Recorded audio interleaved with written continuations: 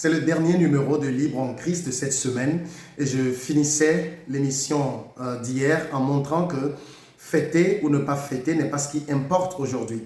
Et personne ne doit vous juger à propos d'une fête. Vous êtes libre de fêter et si vous ne voulez pas fêter, il n'y a rien de contraignant dedans. D'ailleurs, dites-moi, quand on dit que quelqu'un fait la fête, qu'est-ce qu'il fait exactement? Préparer, manger, ce sont des choses que nous faisons tout le temps. Donc, ne laissez personne vous dicter ce que vous devez faire ou ne devez pas faire. D'autres personnes pensent qu'ils sont obligés de suivre le calendrier juif, d'observer des programmes de jeûne à des moments précis de l'année selon le calendrier juif, parce que pour eux, ça les rapprocherait de Dieu.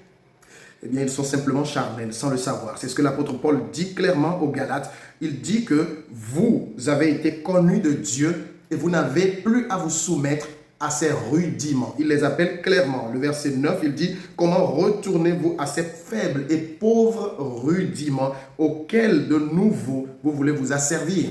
C'est vous-même qui désirez vous placer sous ces règles, sous ces observations, sous toutes ces choses que vous pensez devoir faire pour être libre, pour être accepté par Dieu.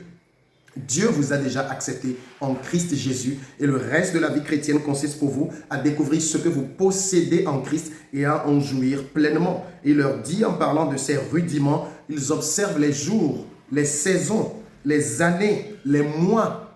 Il y a des temps précis pour faire ceci, pour faire cela. Cela n'a aucun sens. Et l'apôtre Paul va dire au verset 11, « Je crains d'avoir inutilement travaillé pour vous. » Vous savez, je peux parfaitement comprendre ce que l'apôtre Paul est en train de dire. Je suis responsable d'église aujourd'hui et je bâtis mon église dans la compréhension de la grâce de Dieu. Je prends le temps, à travers l'enseignement, à semer en eux la racine de la parole de Dieu. Alors, imaginez que j'ai fait tout cela pendant 2 ans, 3 ans, 4 ans, 5 ans, et que peut-être je parte pour une mission d'1 an, et il m'est rapporté que celui que j'ai mis, ou bien d'autres personnes sont venues dans l'église et ont tordu le sens à ce que j'ai enseigné en apportant à nouveau des principes, des choses à faire, des jeûnes interminables, des veillées de prières interminables, des programmes de destruction d'hôtels interminables, des activités prétendument spirituelles que j'apprends qu'on vend de l'huile dite d'onction qui n'est que de l'huile de cuisine, c'est-à-dire de l'huile d'olive que l'on en vend dans mon église. Vous savez, si je dois leur répondre, je ne serai pas du tout tendre parce qu'ils sont en train de renverser l'évangile que je leur ai prêché. Et c'est ce que Paul dit, je crains d'avoir inutilement travaillé pour vous. Laissez-moi vous dire quelque chose. Il est très facile de prêcher la loi. Vous savez, venir devant les gens et dire que toutes ces choses sont mauvaises, qu'il ne faut pas faire ceci, qu'il ne faut pas vivre comme ça. Si vous faites ceci, Dieu ne va pas vous aimer. C'est trop facile de le faire. On n'a besoin d'aucune révélation particulière pour prêcher ce genre de choses.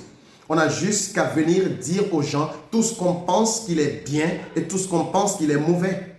Et c'est tout. Mais prêcher la grâce, je peux vous assurer que ce n'est pas donné. C'est difficile.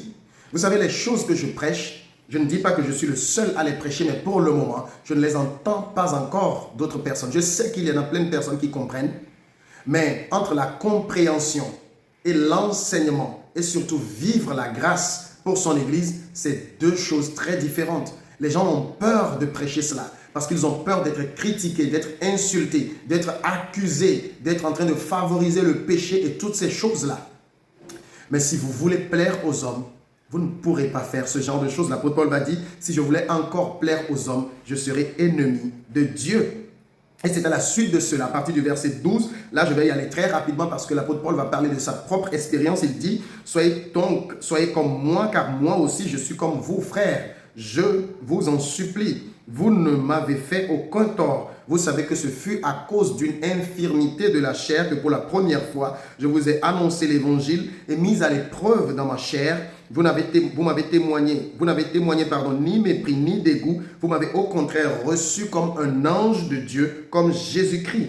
Où donc est l'expression de votre bonheur? Car je vous atteste que si cela eût été possible, vous vous seriez arraché les yeux pour me les donner. Suis-je devenu votre ennemi en vous disant la vérité? L'apôtre parle de son expérience avec l'Église. Il est arrivé vers eux dans une infirmité, mais les Galates l'ont bien accueilli. Ils ont reçu sa parole et ils se sont donnés à Christ. Il dit, suis-je devenu votre ennemi? Vous savez, il y a beaucoup de personnes aujourd'hui qui pensent que je suis leur ennemi.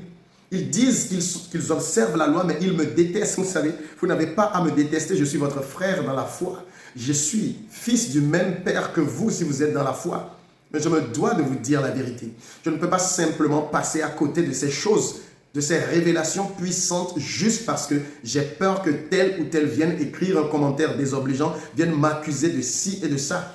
Et vous allez remarquer que je ne réponds plus aux commentaires.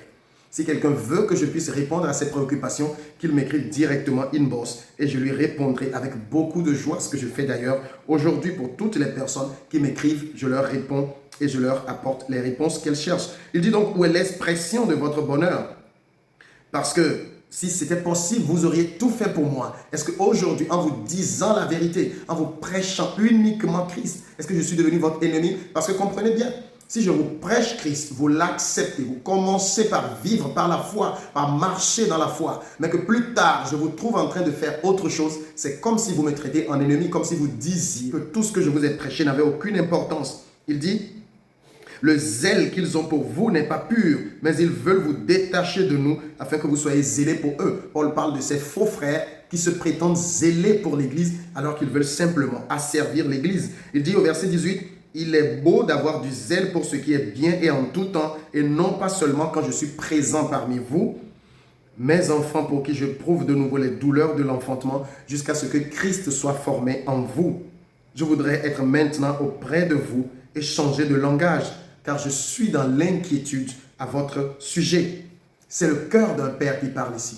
Vous savez, je trouve la même chose quand je regarde l'attitude de certaines personnes qui ne comprennent pas l'évangile, qui viennent jeter à ma figure toute leur haine. J'éprouve cette peine-là. Je peux les comprendre. J'étais aussi de ce côté naguère. Paul dit, je suis inquiet à votre sujet.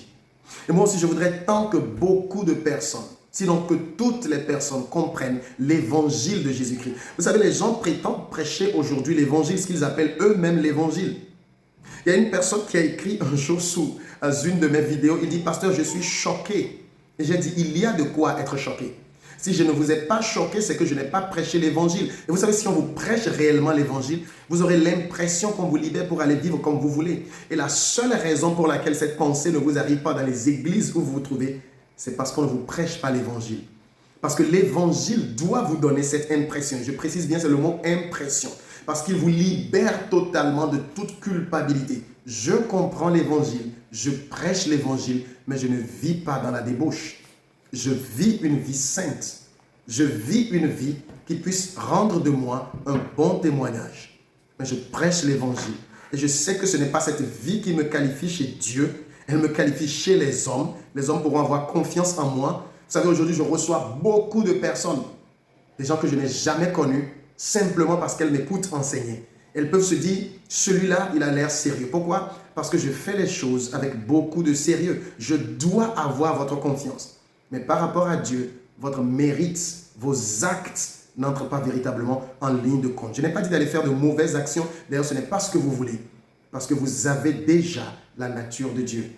Je suis arrivé à la fin de cette semaine. Je vous retrouve lundi pour continuer encore à partager à partir de la suite du chapitre 4. Paix et grâce de Dieu sur vous.